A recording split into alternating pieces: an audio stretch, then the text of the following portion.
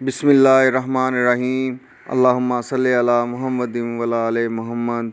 हज़रत मोहम्मद मुस्तफ़ा सल्लल्लाहु अलैहि वसल्लम और आपकी आल पाक पे लाखों करोड़ों दरूद व सलाम हो। आज जी मैं मोहसिन अली आपको आशिक़ रसूल हज़रत ख्वाजा अवैस करनी रहमतुल्लाह अलैह के मतलब बताऊँगा। अगर मेरी आज की वीडियो आपको पसंद आती है तो मेरा चैनल सब्सक्राइब करें और साथ ही बेल आइकन प्रेस करें ताकि मेरी आने वाली वीडियो बआसानी आप तक पहुंच सके। चलते हैं जी और आपको बताते हैं। नबी करीम सल्लल्लाहु अलैहि वसल्लम से मोहब्बत ईमान का लाजमी जुज़ है, लेकिन इससे मोहब्बत का सिर्फ ज़ुबानी इज़हार काफ़ी नहीं, बल्कि मज़हब इस्लाम ने इस बात पर ज़ोर दिया है कि मुसलमान अपने आका व मौला हजूर सरवर कायनात सल्लल्लाहु अलैहि वसल्लम की मोहब्बत में इतने सरशार हो जाएं कि आप सल्लल्लाहु अलैहि वसल्लम की मोहब्बत तमाम मोहब्बतों पर गालिब आ जाए। अल्लाह ताला अपने प्यारे महबूब हजूर अलैहिस्सलाम से बेहद मोहब्बत फरमाता है और इन्हीं लोगों को अज़ीज़ रखता है जो इसके महबूब सल्लल्लाहु अलैहि वसल्लम से मोहब्बत करते हैं, और इनका दर्जा व मर्तबा तो इसकी बारगाह में बहुत बुलंद है जो हजूर नबी करीम सल्लल्लाहु अलैहि वसल्लम से इश्क करते हैं। ऐसे ही आशिकान रसूल सल्लल्लाहु अलैहि वसल्लम में सहाबा कराम के बाद सरफ़हरिस्त नाम हज़रत अवैस करनी का है। हज़रत अवैस करनी की वलादत बासादत यमन के एक गांव करन के कबीला मुराद में हुई। आपके वालिद मोहतरम का नाम आमिर है। आपकी वालदा ने आपका इसम मुबारक अवैस रखा। बाज़ रवायात के मुताबिक आपके जिस्म मुबारक पर काफ़ी ज़्यादा बाल थे, इसलिए इनको करनी कहा जाता है, और करन के मायनी बाल भी हैं। बाहवाला किताब सीरत हज़रत अवैस करनी आशिक़ रसूल हज़रत अब्दुल वहाब अल-शरानी क़द्दस के मुताबिक आपका हुलिया मुबारक इस तरह है कि आँखों का रंग सुर्खी माइल जर्द और रंगत गहरी गदमी थी। चेहरे मुबारक झुकाए रखते, नज़र सजदा के मकाम की तरफ होती, अपने बाएं हाथ पर अपना दायां हाथ रखे होते। हज़रत हसन बसरी ने फरमाया कि मैंने हज़रत अवैस करनी को ऊन का कंबल लिए देखा है जिसमें पवंद लगे हुए थे। सीरत हज़रत ख्वाजा अवैस करनी मोहम्मद हसीफुल कादरी फ़स्ल अल-ख़ताब किताब के मुसन्निफ़ हज़रत मोहम्मद पारसा रहमतुल्लाह अलैह अपनी तसनीफ़ में हज़रत हसन बसरी के हवाले से रवायत लिखते हैं कि हज़रत हसन बसरी ने हज़रत सुलेमान फ़ारसी को पेवंद लगे हुए कंबल में और हज़रत अवैस करनी को ऊँट की खाल के पवंद लगे हुए लिबास में देखा। हज़रत अवैस करनी लिबास के मामले में इस कदर किफ़ायत शार थे कि रवायात में आता है कि आपके पास बालों की एक चादर और एक पजामा था। मुस्तदरक में है कि हज़रत अवैस करनी वो खाना जो पेट के अंदर मौजूद होता और वो लिबास जो पहने हुए होते थे होने के अलावा कोई भी चीज़ अपने पास ना रखते थे, और फरमाया करते थे, ए अल्लाह, मैं तुझसे भूखे पेट और नंगे बदन वो लिबास जो मेरे बदन पर है और वो ग़िज़ा जो मेरे पेट में है, इसके अलावा मेरे पास कुछ भी नहीं है। मजालिसुल अल-मोमिनीन में दर्ज है कि हज़रत अवैस करनी शुतरबानी किया करते थे और यही इनका ज़रिया माश था। इससे मिलने वाली मजदूरी से अपने और अपनी वालदा माजिदा के खर्दोनोश का इंतज़ाम करते थे, और करन में आप जैसा कोई मुफलिस और बेनवा कोई दूसरा ना था। जिस गली कूचे से गुज़रते लोग आपसे घिन करते और आप पर पत्थर फेंकते और सर पर खाक उछालते थे। हज़रत अस्मा रहमतुल्लाह अलैह रवायत करते हैं, जो कुछ रात को आपके यहाँ बाकी बचता तो आप सब खैरात करके अल्लाह ताला के हजूर अर्ज़ करते, या इलाही, अगर कोई भूखा प्यासा मर गया तो मुझसे मुआख़ज़ा न करना। बाहवाला किताब सीरत हज़रत ख्वाजा अवैस करनी। हज़रत अवैस करनी इश्क़ मुस्तफ़ा सल्लल्लाहु अलैहि वसल्लम में इस कदर मस्तूरुल हाल थे कि लोग आपको दीवाना समझते थे। इश्क़ मुस्तफ़ा सल्लल्लाहु अलैहि वसल्लम का वो मतहर जज्बा जो अवैस करनी के क़ल्ब अतर में मौज़ूद था, तारीख़ इंसानी में इसकी मिसाल नहीं मिलती। आप इश्क़ के जिस अज़ीम मकाम व मर्तबे पर फाइज़ थे, इसे देख कर सहाबा कराम ने भी रश्क किया। हज़ूर नबी करीम सल्लल्लाहु अलैहि वसल्लम के बातनी फ़ैज़ से हज़रत अवैस करनी का सीना मुनव्वर और ताबा था। ये परवरदिगार आलम کا آپ پر خصوصی فضل و کرم تھا کہ اس نے اپنے پیارے محبوب علیہ الصلاۃ والسلام کی محبت اور عشق کی دولت سے آپ کے قلب کو مالا مال کر دیا تھا۔ اس باطنی فیض کے نور سے آپ نے حقیقت محمدیہ کی معرفت حاصل کی، اور وہ سر الہی جسے ہر کوئی نہیں پا سکتا ہے، آپ نے مدینہ طیبہ سے دور کرن میں بیٹھ کر پا لیا۔ حضور نبی کریم صلی اللہ علیہ وسلم کی آپ پر خصوصی نگاہ کرم تھی۔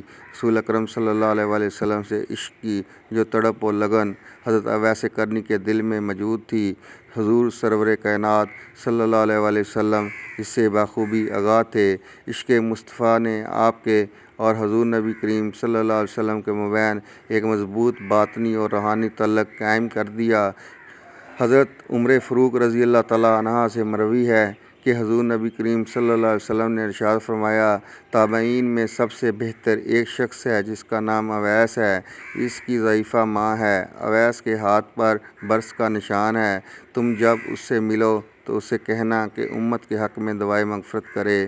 حضرت ابن سعد سے مروی ہے کہ حضور نبی کریم صلی اللہ علیہ وسلم نے فرمایا، تابعین میں میرا بہترین دوست اویس کرنی ہے۔ حضور نبی کریم صلی اللہ علیہ وسلم نے فرمایا، ایک شخص میری امت میں ہوگا جس کو لوگ اویس کرنی کہتے ہیں، اس سے مغفرت کی دعا کرانا قبیلہ ربی اور قبیلہ مضر کی بھیڑ بکریوں کے بالوں کی تعداد کے برابر میری امت بخش دی جائے گی۔ فرید الدین عطار اپنی کتاب تذکرۃ الاولیاء میں فرماتے ہیں کہ حضور نبی کریم صلی اللہ علیہ وسلم اکثر اوقات غروب آفتاب کے وقت صحابہ کرام کے ہمراہ شہر سے باہر تشریف لے جاتے اور یمن کی جانب اشارہ کر کے فرمایا کرتے تھے، مجھے یمن کی طرف سے اللہ تعالیٰ کی خوشبو آتی ہے۔ رسول اللہ صلی اللہ علیہ وسلم ارشاد فرماتے ہیں کہ محشر کے روز 70,000 ملائکہ کے جلوہ میں اویس کرنی جنت میں داخل ہوں گے، اور وہ 70,000 ملائکہ آپ کے ہم شکل ہوں گے، تاکہ حضرت اویس کرنی کی شناخت نہ ہو سکے۔ صرف اس شخص کو ان کی شناخت ہوگی جس کو اللہ تعالیٰ ان کے دیدار سے مشرف کرنا چاہے گا۔ یہ اس وجہ سے ہوگا کہ آپ نے اپنی ساری زندگی خلوت نشین ہو کر اور مخلوق سے پردہ پوشی اختیار کر کے محض اللہ تعالیٰ کے لیے عبادت اور ریاضت میں صرف کی۔ حضرت ابو ہریرہ سے روایت ہے کہ سرکار دو عالم نور مجسم صلی اللہ علیہ وسلم نے فرمایا، اللہ تعالیٰ اپنے بندوں میں ایسے برگزیدہ بندوں کو دوست رکھتا ہے جو دنیا داروں کی نظروں سے پوشیدہ رہتے ہیں، ان کے چہرے کے رنگ سیاہ، پیٹ سات لگے ہوئے، کمریں پتلی ہوتی ہیں، اور وہ ایسے لاپرواہ ہوتے ہیں، اگر بادشاہ بھی ملے اور ان سے ملاقات کی اجازت طلب کرے تو وہ اجازت نہ دے، اگر مالدار عورتیں نکاح کرنا چاہیں تو نکاح نہ کریں، اگر گم ہو جائیں تو کوئی ان کی جستجو نہ کرے، اگر مر جائیں تو ان کے جنازے پر لوگ شریک نہ ہوں، اگر ظاہر ہوں تو ان کو دیکھ کر کوئی خوش نہ ہو، اگر بیمار ہوں تو کوئی مزاج پرسی نہ کرے۔ صحابہ کرام نے دریافت کیا، یا رسول اللہ صلی اللہ علیہ وسلم فرمائیے وہ کون ہے؟ فرمایا، وہ اویس کرنی ہے۔ صحابہ کرام رضوان اللہ اجمعین نے عرض کیا، یہ اویس کرنی کون ہے؟ فرمایا، اس کا حلیہ یہ ہے، اس کی آنکھیں نیلگوں ہوں گی، قد درمیانہ ہوگا، دونوں کانوں کے مابین فاصلہ ہوگا، دایاں ہاتھ بائیں ہاتھ پر رکھا ہوگا، آنکھیں سجدہ گاہ پر لگی ہوئی ہوں گی، ٹھوڑی سینے کی جانب جھکی ہوئی ہوگی، جسم پر پرانے کپڑے ہوں گے جو پہنے ہوئے ہوں گا، ایک پاجامہ اور دوسرا چادر، دنیا میں کوئی بھی اسے نہیں جانتا، لیکن آسمانوں پر بڑی شہرت ہے، اگر وہ کسی بات پر قسم کھائے تو اللہ تعالیٰ اس کی قسم کو سچ کر دے۔ مولانا معین الدین ندوی اپنی کتاب سیرت الصحابہ میں رقم کرتے ہیں کہ آپ ساری رات قیام میں گزار دیا کرتے تھے، دوسری رات آپ کو رکوع میں گزار دیتے تھے، اسی طرح تیسری رات سجدہ میں گزار دیتے تھے۔ جب لوگوں نے آپ سے پوچھا کہ کیا آپ اتنی طاقت رکھتے ہیں کہ روزانہ ایک ہی حالت میں دراز رات گزار دیتے ہیں، آپ نے جواب میں فرمایا، دراز راتیں کہاں ہیں، کاش ازل سے ابد تک ایک ہی رات ہوتی جس سے ایک سجدہ کر کے گریہ بیسار کرنے کا موقع نصیب ہوتا، مگر افسوس کہ راتیں اتنی چھوٹی ہیں کہ صرف ایک ہی مرتبہ سبحان ربی الاعلیٰ کہنے پاتا ہوں کہ دن طلوع ہو جاتا ہے۔ میں چاہتا ہوں ایسے عبادت کروں کروں جیسے فرشتے عبادت کرتے ہیں۔ آپ کو نماز سے بہت زیادہ محبت تھی، کیونکہ آپ کے محبوب تاجدار مدینہ حضرت محمد مصطفیٰ صلی اللہ علیہ وسلم کو بھی نماز سے بہت زیادہ محبت تھی۔ حضرت اویس کرنی کی توجہ دنیا سے ہٹ کر آخرت کی طرف مائل ہو چکی تھی۔ آپ دنیا سے صرف اس قدر ہی واسطہ رکھتے تھے جس قدر زندہ رہنے کے لیے ضروری ہوتا ہے۔ آپ گوشہ نشینی کو پسند فرماتے تھے، اسی لیے آبادی سے دور رہنے کو ترجیح دیتے تھے۔ اس کی خاطر آبادی سے دور ایک مکان میں مقیم تھے۔ جب اس مکان تک بھی لوگ رسائی ہو گئی، آپ کی عبادت میں خلل پیدا ہونا شروع ہوا، تو آپ نے وہ مکان کو چھوڑ دیا اور جنگل کی جانب نکل گئے۔ یکسوئی کے ساتھ عبادت الہی میں مشغول ہو گئے۔ آپ فجر کی اذان کے وقت گھر سے نکلتے اور نماز عشاء پر واپس تشریف لاتے تھے۔ اپنے کھانے سے زیادہ جو خوراک آپ کے پاس ہوتی وہ غریبوں میں بانٹ دیتے۔ آپ کو دنیاوی چیزوں سے قطعاً محبت نہ تھی۔ حضور نبی کریم صلی اللہ علیہ وآلہ وسلم کا فرمان مبارک بھی یہی ہے کہ دنیا کی محبت ہر برائی کی جڑ ہے، اس لیے دنیا سے محبت نہ رکھو۔ یہی وجہ تھی کہ حضرت اویس کرنی بھی دنیا کی پرواہ نہ کرتے تھے اور دنیا سے الگ تھلگ اپنے آپ کو اللہ تعالیٰ کی عبادت میں مشغول رکھا ہوا تھا۔ آپ جانتے تھے کہ دنیا سے محبت رکھنے کا مقصد اپنی آخرت برباد کرنے کے مترادف ہے۔ اس طرح دنیا پر آپ کو بہت مصائب کا بھی سامنا کرنا پڑا۔ لوگ آپ کو تنگ کرتے، مگر آپ نے کسی کے لیے بد دعا نہ فرمائی۔ جب کبھی آبادی کی طرف آتے تو نہ سمجھ لوگ اور بچے آپ کی حالت دیکھ کر ہنستے، آپ کو دیوانہ سمجھتے اور تنگ کرنے کی غرض سے آپ پر پتھر پھینکتے، تو آپ ان سے مخاطب ہو کر فرماتے، لوگو چھوٹی کینکریاں مارا کرو، بڑے بڑے پتھر مارنے سے میرا خون بہہ جاتا ہے، میرا وضو جاتا رہتا ہے، تمہارا ایسے کرنے سے میری نماز قضا ہو جاتی ہے۔ در مصطفیٰ صلی اللہ علیہ وآلہ وسلم پر حاضری۔ امام تابعین حضرت اویس کرنی رسالت مآب صلی اللہ علیہ وسلم کا زمانہ پایا اور غائبانہ اسلام قبول کیا، لیکن عہد رسالت میں موجود ہونے کے باوجود ظاہری ملاقات سے محروم رہے۔ آپ نادیدہ جمال نبوی کے پروانوں میں سے تھے۔ آپ کا شمار ان برگزیدہ و رفتگان محبت میں ہوتا ہے جن کی تخلیق ہی عشق و محبت کے خمیر سے ہوئی تھی۔ بندگان خدا مقربین خدا ہوتے ہیں۔ ذات باری تعالیٰ نے جبرائیل علیہ السلام کے ذریعے آپ کا تعارف سرور کائنات صلی اللہ علیہ وآلہ وسلم سے کرایا تھا۔ محب اور محبوب کے درمیان ظاہری نہیں بلکہ باطنی طور پر ربط اور تعلق تھا۔ غلبہ حال استغراق کے باعث آپ حضور اکرم صلی اللہ علیہ وسلم کے شرف دیدار سے محروم رہے۔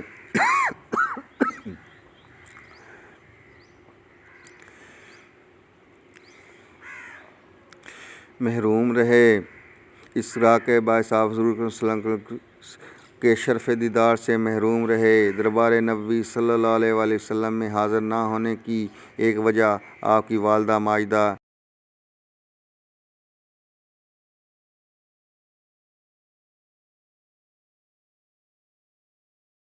اور اطاعت میں رہتے تھے۔ قرآن کریم میں اللہ اور رسول صلی اللہ علیہ وسلم کی اطاعت کے بعد والدین کی اطاعت اور خدمت کا حکم اکثر ملتا ہے، اس لیے آپ کو حکم ربانی کے پیش نظر والدہ کی خدمت میں رہنا ضروری سمجھتے تھے۔ آپ استطاعت نہ رکھتے تھے کہ والدہ کے ساتھ حضور نبی کریم صلی اللہ علیہ وآلہ وسلم کی خدمت اقدس میں پیش ہو سکیں، اور نہ ہی ان کو ایک لمحے کے لیے اکیلا چھوڑ سکتے تھے، اس لیے آپ زیارت نبوی صلی اللہ علیہ وسلم سے محروم رہے۔ دیدار جمال مصطفیٰ صلی اللہ علیہ وسلم کے شوق اور عشق حبیب خدا نے حضرت اویس کرنی کو انتہائی بے قرار کر دیا۔ آپ کی طرح تڑپنے لگے تو ایک دن ہمت کر کے والدہ ماجدہ سے رخصت کی اجازت طلب کر ہی لی۔ والدہ نے اجازت دیتے ہوئے فرمایا کہ جلد واپس آ جانا۔ آپ نے ضرورت کی چند چیزیں لیں اور ایک لمحہ ضائع کیے بغیر ننگے پاؤں بے تابی سے بھاگے چلے گئے۔ کرن سے مدینہ کا طویل سفر کیا، دیدار حبیب صلی اللہ علیہ وآلہ وسلم میں پہنچے، حضرت عائشہ کے حجرہ پر تشریف لے گئے اور دریافت کرنے پر پتہ چلا کہ حضور نبی کریم صلی اللہ علیہ وسلم باہر تشریف لے گئے ہیں، تو آپ نے حضرت عائشہ سے عرض کی کہ جب حضور اکرم صلی اللہ علیہ وسلم تشریف لائیں تو آپ صلی اللہ علیہ وسلم سے میرا سلام عرض کر دیجیے گا۔ والدہ ماجدہ کے حکم کے مطابق آپ انتظار کیے بغیر واپس لوٹ آئے۔ جب آپ صلی اللہ علیہ وآلہ وسلم گھر تشریف لائے تو ایک نور کا حالہ دیکھا جو پہلے کبھی نہ دیکھا تھا۔ حضرت عائشہ سے دریافت کیا کہ یہاں کوئی آیا تھا؟ انہوں نے کہا ایک شتربان تھا جو سلام کہہ کر چلا گیا۔ یہ سن کر آپ صلی اللہ علیہ وسلم نے فرمایا یہ نور اویس کرنی کا ہے۔ باحوالِ کتاب سیرت حضرت اویس کرنی پروفیسر محمد طفیل چودھری۔ سفر مدینہ۔ حضرت اویس کرنی نے والدہ ماجدہ کی وفات کے بعد کئی بار مدینہ طیبہ کا سفر کیا۔ مدینہ طیبہ میں در مصطفیٰ صلی اللہ علیہ وسلم کی حاضری کے بارے میں حضرت سلطان ولد اپنی کتاب مصنوعہ میں لکھا کہ رسول اکرم صلی اللہ علیہ وسلم کی وفات کے بعد آپ کو روضہ مقدسہ کی زیارت کا شوق غالب آیا۔ آپ مدینہ تشریف لے گئے۔ صحابہ کرام نے آپ سے سوال کیا کہ آپ حضور اکرم صلی اللہ علیہ وسلم کی ظاہری حیات مبارکہ میں زیارت کا شرف کیوں نہ حاصل کیا؟ آپ نے فرمایا میری والدہ بیمار رہتی تھی، مجھے اپنے پاس سے کہیں جانے نہیں دیتی تھی۔ صحابہ کرام نے فرمایا ہم نے تو اپنے مال و متاع اور ماں باپ کو بھی حضور اکرم صلی اللہ علیہ وسلم کی محبت اور شوق میں قربان کر دیا، آپ فقط اپنی ماں کو چھوڑ کر نہ آ سکے۔ آپ نے فرمایا آپ حضرات کو تو حضور اکرم صلی اللہ علیہ وسلم کی صحبت و خدمت رہنے کا شرف حاصل رہا ہے۔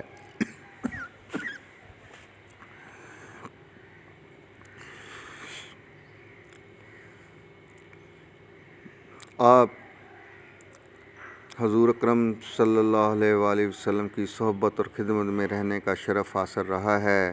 حضور علیہ الصلوۃ والسلام کا حلیہ مبارک تو بیان فرمائیے۔ صحابہ کرام نبی کریم صلی اللہ علیہ وسلم کی ظاہری صورت، دیگر اعضاء مبارک کی بعض نشانیاں، کچھ معجزات بیان فرمانے لگے۔ حضرت اویس کرنی نے فرمایا میری مراد حضور اکرم صلی اللہ علیہ وسلم کی ظاہری شکل و صورت سے نہیں بلکہ آپ صلی اللہ علیہ وسلم کی باطنی شکل و صورت اور معنوی جمال دریافت کرنا چاہتا ہوں، وہ بیان فرمائیے۔ صحابہ کرام نے فرمایا ہمیں جس قدر معلوم تھا بیان کر دیا، اگر اس سے زیادہ آپ کو معلوم ہو تو بیان فرمائے۔ اس پر حضرت اویس کرنی نے عشق مصطفیٰ میں سرشار ہو کر حضور نبی کریم صلی اللہ علیہ وسلم کے جمال و کمال، عادات و خصائل اور حلیہ مبارک کا اس طرح سے بیان فرمایا کہ صحابہ کرام بے خودی اور جذب کی کیفیت طاری رہی۔ پھر جب حالت سنبھلی تو صحابہ کرام کو حضرت اویس کرنی پر بہت رشک آیا اور محبت کے جذبات سے مغلوب ہو کر آپ کے ہاتھوں کے بوسے لیے۔ اس سے معلوم ہوا کہ آپ کو سرور کائنات صلی اللہ علیہ وآلہ وسلم سے کس قدر عشق تھا، کتنا قرب باطنی حاصل تھا۔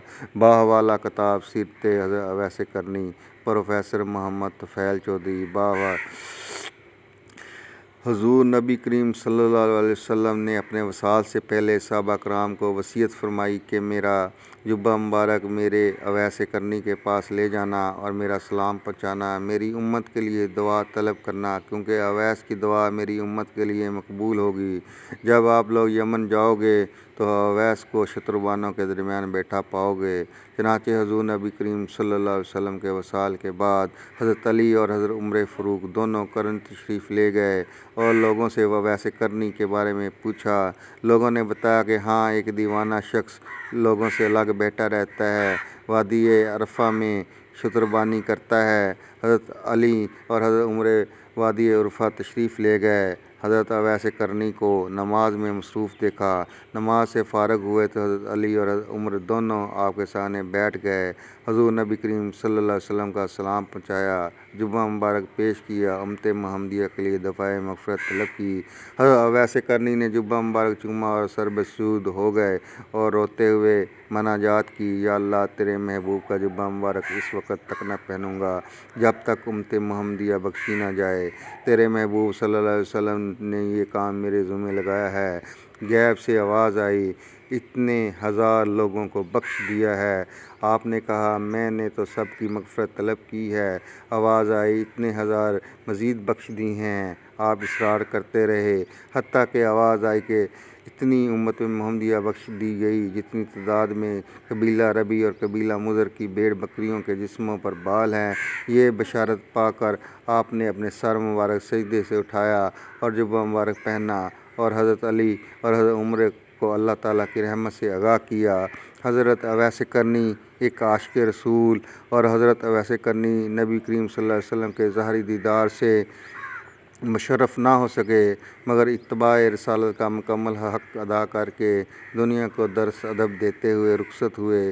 عشق کے اظہار کا یہ ایک ایسا منفرد انداز تھا جو صرف آپ کا ہی خاصہ تھا۔ آپ کا حضور نبی کریم صلی اللہ علیہ وسلم سے عشق درجہ کمال تک پہنچا ہوا تھا۔ حضرت اویس کرنی کا مرتبہ اللہ تعالیٰ کی بارگاہ اقدس میں بہت بلند تھا۔ آپ سچے عاشق رسول تھے، یہی وجہ تھی کہ آپ کا شمار اللہ تعالیٰ نے اپنے خاص بندوں میں کیا۔ آپ ذات واحد کا راز پا چکے تھے اور ہر وقت اللہ پاک کے اسرار اور مشاہدے میں مستقر رہا کرتے تھے۔ حضور نبی کریم صلی اللہ علیہ وآلہ وسلم کی ولی خاص اور خیر التابعین حضرت اویس کرنی کی شخصیت عشق مصطفیٰ صلی اللہ علیہ وآلہ وسلم رکھنے والوں کے لیے ایک بہترین نمونہ ہے۔ آپ کی سیرت طیبہ عاشقان رسول کے لیے ایک عظیم درس گاہ کی حیثیت رکھتی ہے۔ آپ متلاشی حق کے لیے منبع ہدایت ہیں۔ مسلم شریف کی شرح اور تذکرۃ الاولیاء میں درج ہے کہ حضرت اویس کرنی حضرت علی کی حمایت میں جنگ صفین میں شریک ہوئے اور لڑتے لڑتے شہادت کا مرتبہ پایا۔ حضرت موسیٰ رائی بموجب وصیت آپ کے جسد مبارک کو کرن میں لائے، اس لیے مزار شریف کرن میں ہے۔ دعاؤں کا طالب محسن علی شاہ۔ اللہم صلی علی محمد وعلی آل